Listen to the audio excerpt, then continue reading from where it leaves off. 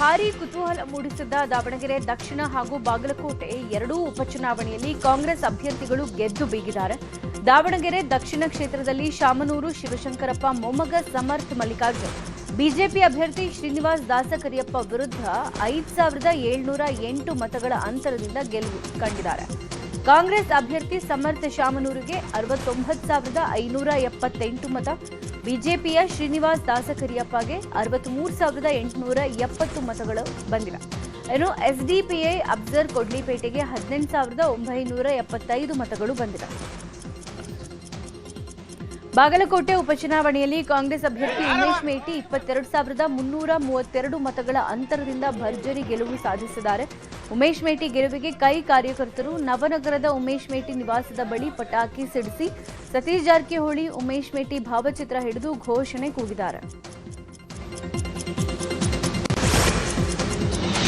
ಉಪಚುನಾವಣೆಯಲ್ಲಿ ಕಾಂಗ್ರೆಸ್ ಅಭ್ಯರ್ಥಿಗಳು ಗೆದ್ದಿರೋ ಹಿನ್ನೆಲೆ ಸಿಎಂ ಸಿದ್ದರಾಮಯ್ಯ ಮತದಾರರಿಗೆ ಧನ್ಯವಾದ ತಿಳಿಸಿದ್ದಾರೆ.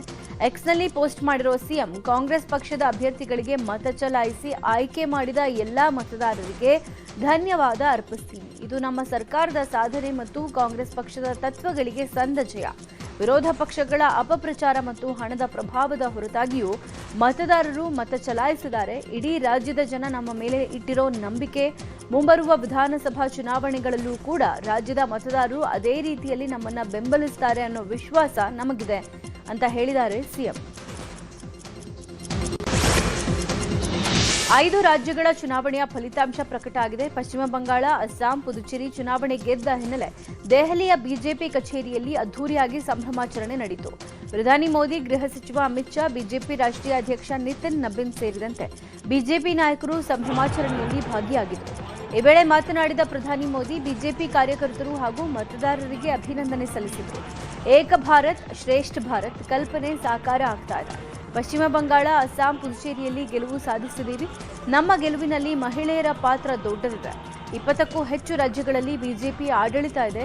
ಬಿಜೆಪಿ ಇದ್ದಲ್ಲಿ ಉತ್ತಮ ಸರ್ಕಾರ ಇರುತ್ತೆ. ಭಯಮುಕ್ತ ಬಂಗಾಳ ನಿರ್ಮಾಣ ಆಗಲಿದೆ ಅಂತ ಪಶ್ಚಿಮ ಬಂಗಾಳದ ಜನತೆಗೆ ಪ್ರಧಾನಿ ಮೋದಿ ಅಭಯ ಕೊಟ್ಟಿದ್ದಾರೆ.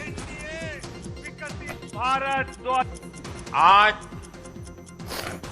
पश्चिमी एशिया में चल रहे संकट का पूरे विश्व पर बुरा असर पड़ा है,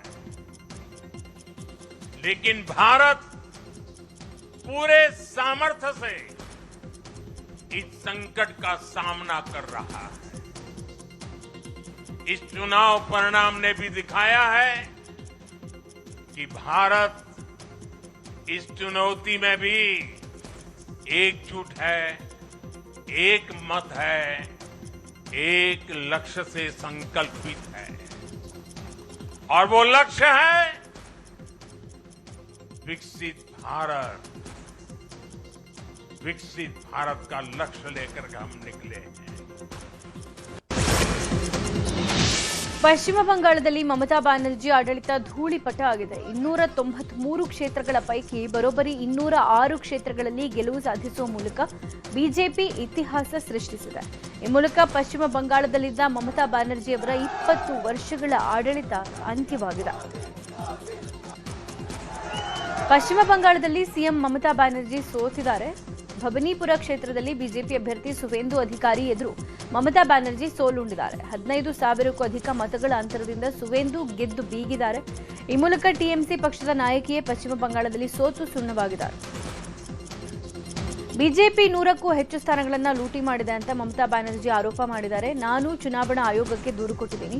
ದೂರು ಕೊಟ್ಟರೂ ಅವರು ಯಾವುದೇ ಕ್ರಮ ಕೈಗೊಂಡಿಲ್ಲ. ಇದು ಅನೈತಿಕ ಗೆಲುವು, ನೈತಿಕ ವಿಜಯ ಅಲ್ಲ. ಕೇಂದ್ರ ಪಡೆಗಳು ಮತ್ತು ಚುನಾವಣಾ ಆಯೋಗ ಮಾಡಿರುವುದು ಸಂಪೂರ್ಣ ಕಾನೂನು ಬಾಹಿರ. ನಾನು ಪುಟಿದೇ ಹೇಳ್ತೀನಿ ಅಂತ ವಾಗ್ದಾಳಿ ನಡೆಸಿದ್ದಾರೆ.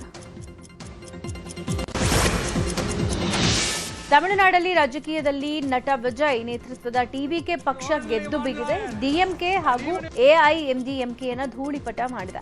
ಟಿವಿಕೆ 108 ಕ್ಷೇತ್ರಗಳಲ್ಲಿ ಜಯಬೇರಿ ಸಾಧಿಸಿದ್ದು ಅತಿದೊಡ್ಡ ಪಕ್ಷವಾಗಿ ಹೊರಹೊಮ್ಮಿದೆ. ಮೊದಲ ಪ್ರಯತ್ನದಲ್ಲೇ ದಳಪತಿ ವಿಜಯ್ ಅಧಿಕಾರದ ಚುಕ್ಕಾಣಿ ಹಿಡಿದಿದ್ದಾರೆ.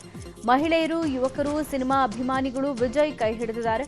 ಪಕ್ಷ ಸಿದ್ಧಾಂತ, ಧರ್ಮ, ಜಾತಿ ಮೀರಿ ಮತ ಹಾಕಿದ್ದು ತಮಿಳುನಾಡಲ್ಲಿ ವಿಜಯೋತ್ಸವ ಮೊಳಗ್ತಾ ಇದೆ. So many jackals and other animals in the forest, but there will be only one lion. And even if it is single, it will be the king of jungle. It is not only a description but also a clear declaration. ಈ ಬೆನ್ನಲ್ಲೇ ವಿಜಯ್ ತಂದೆ ಚಂದ್ರಶೇಖರ್ ಕಾಂಗ್ರೆಸ್ಗೆ ಮೈತ್ರಿ ಪ್ರಸ್ತಾಪ ಮಾಡಿದ್ದಾರೆ ಎನ್ನಲಾಗಿದೆ. ನೀವು ಕಳ್ಕೊಂಡಿರೋ power Vijay ಕೊಡ್ತಾರೆ, ನಮ್ಮ ಜೊತೆ ಕೈ ಜೋಡಿಸಿ ಅಂತ ಚಂದ್ರಶೇಖರ್ ಮೈತ್ರಿ ಮಾಡ್ಕೊಳ್ಳೋಕೆ ಕಾಂಗ್ರೆಸ್ಗೆ ಆಹ್ವಾನ ಕೊಟ್ಟಿದ್ದಾರಂತೆ. So far, as a father, I'm very proud and happy, total me and my wife, because my wishes to my son, because I'm seeing last 2 years is confidence level. ತಮಿಳುನಾಡಲ್ಲಿ ನಟ ವಿಜಯ್ ಗೆಲುವಿಗೆ ರಾಹುಲ್ ಗಾಂಧಿ ಅಭಿನಂದನೆ ತಿಳಿಸಿದ್ದಾರೆ. ವಿಜಯ್ಗೆ ಕರೆ ಮಾಡಿ ಮಾತನಾಡಿ ಟಿಡಿಕೆಯ ಅದ್ಭುತ ಫಲಿತಾಂಶಕ್ಕೆ ವಿಶ್ ಮಾಡಿದ್ದಾರೆ. ಅಲ್ಲದೆ ತಮಿಳುನಾಡು ಪುದುಚೇರಿಯ ಕಾಂಗ್ರೆಸ್ ಕಾರ್ಯಕರ್ತರ ಕಠಿಣ ಪರಿಶ್ರಮ ಬೆಂಬಲಕ್ಕೂ ಧನ್ಯವಾದ ತಿಳಿಸಿದ್ದಾರೆ. ಎಕ್ಸ್ನಲ್ಲಿ ರಾಹುಲ್ ಗಾಂಧಿ ಪೋಸ್ಟ್ ಮಾಡೋ ಮೂಲಕ ಮಾಹಿತಿ ಹಂಚಿಕೊಂಡಿದ್ದಾರೆ.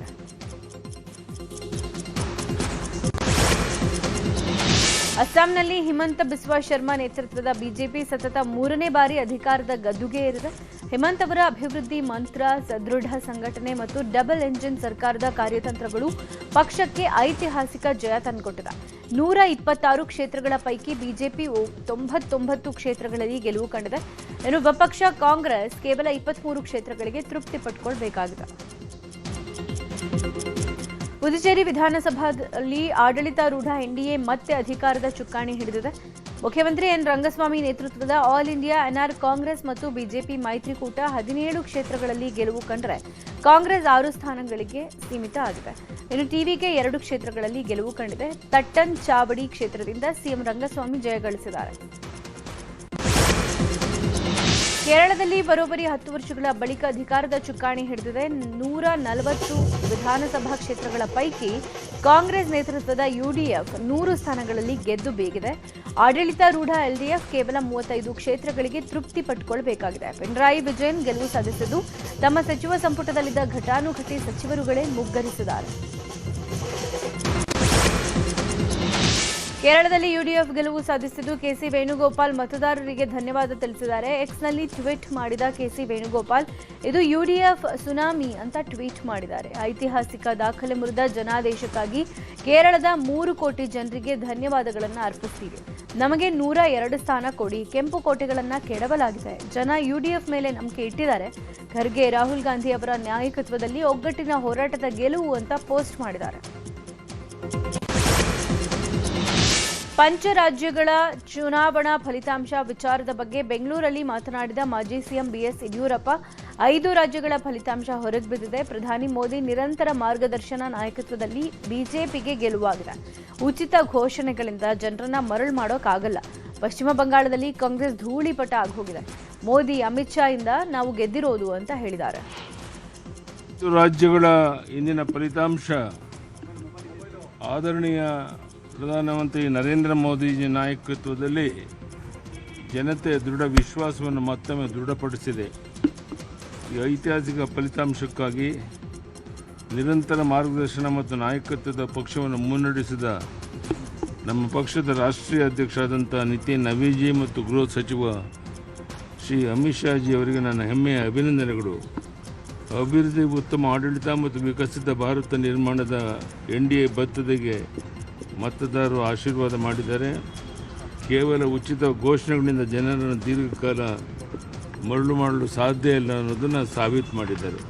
5 ರಾಜ್ಯಗಳ ಪಶ್ಚಿಮ ಬಂಗಾಳ, ಅಸ್ಸಾಂ, ಪುದುಚೇರಿಯಲ್ಲಿ ಬಿಜೆಪಿ ಗೆಲುವು ಸಾಧಿಸಿದ್ದು ಕೊಪ್ಪಳದಲ್ಲಿ ಬಿಜೆಪಿ ಕಾರ್ಯಕರ್ತರು ಸಂಭ್ರಮ ಪಟ್ಟಿದ್ದಾರೆ. ಕೊಪ್ಪಳದ ಅಶೋಕ ಸರ್ಕಲ್ನಲ್ಲಿ ಕಾರ್ಯಕರ್ತರು ಪಟಾಕಿ ಸಿಡಿಸಿ ಸಂಭ್ರಮಿಸಿದ್ದಾರೆ. ಎಂಎಲ್ಸಿ ಹೇಮಲತಾ ನಾಯಕ್, ಬಿಜೆಪಿ ರಾಜ್ಯ ಕಾರ್ಯಕಾರಿ ಸಮಿತಿ ಸದಸ್ಯ ಡಾಕ್ಟರ್ ಬಸವರಾಜ್ ಕ್ಯಾಬಟಾರ್ ಮತ್ತು ಹಲವರು ಭಾಗಿಯಾಗಿದ್ದರು.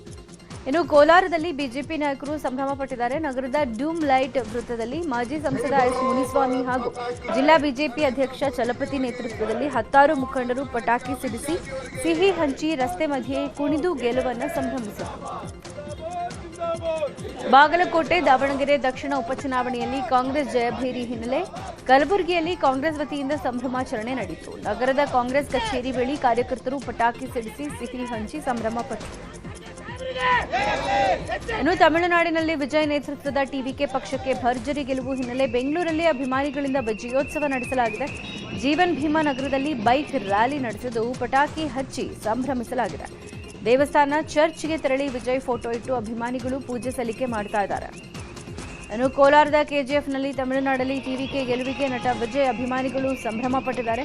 ಕೆಜಿಎಫ್ ನಗರದ ಚಾಂಪಿಯನ್ ರೀವ್ನಲ್ಲಿ ಪಟಾಕಿ ಸಿಡಿಸಿ ಕೇಕ್ ಕತ್ತರಿಸುವ ಮೂಲಕ ಮಹಿಳೆಯರು ಮಕ್ಕಳು ಗೆಲುವಿನ ಸಂಭ್ರಮಾಚರಣೆ ಮಾಡಿದ್ದಾರೆ. ಕೆರೆಯಲ್ಲಿ ಮುಳುಗಿ 4 ಮಕ್ಕಳು ಸಾವನ್ನಪ್ಪಿರುವ ಘಟನೆ ಚಿಕ್ಕಮಗಳೂರು ಜಿಲ್ಲೆಯ ಅರಳುಗುಪ್ಪೆ ಗ್ರಾಮದಲ್ಲಿ ನಡೆದಿದೆ.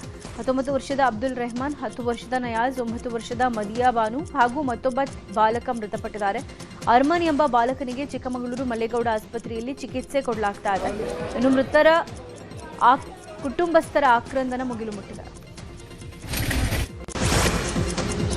ಚಿತ್ರದುರ್ಗದ ರೇಣುಕಾಸ್ವಾಮಿ ಕೊಲೆ ಪ್ರಕರಣದಲ್ಲಿ ಆರೋಪಿ ದರ್ಶನ್ ಸಲ್ಲಿಸಿದ್ದ ಜಾಮೀನು ಅರ್ಜಿ ವಿಚಾರಣೆಯನ್ನ 1 ವಾರ ಮುಂದೂಡಲಾಗಿದೆ. ದರ್ಶನ್ ಪರ ಹಿರಿಯ ವಕೀಲ ಮುಕುಲ್ ರೋಹಟ್ಗಿ ವಾದ ಮಂಡಿಸಿದ್ರು. 1 ವರ್ಷದಿಂದ ದರ್ಶನ್ ಜೈಲಲ್ಲೇ ಇದ್ದಾರೆ. ಜೈಲಧಿಕಾರಿಗಳು ಮೂಲಭೂತ ಸವಲತ್ತನ್ನೂ ಕೊಡ್ತಾ ಇಲ್ಲ ಅಂತ ವಾದ ಮಂಡಿಸಲಾಯಿತು. ಈ ಸಂಬಂಧ ರಾಜ್ಯ ಸರ್ಕಾರಕ್ಕೆ ಸುಪ್ರೀಂ ಕೋರ್ಟ್ ನೋಟಿಸ್ ಕೊಟ್ಟಿದೆ. ಅಲ್ಲದೆ ದರ್ಶನ್ ಕೇಸ್ ಪ್ರಗತಿ ಬಗ್ಗೆ ವರದಿ ಕೊಡುವಂತೆ 57ನೇ ಸಿಸಿಎಚ್ ಕೋರ್ಟ್ಗೆ ಕೇಳಿದೆ.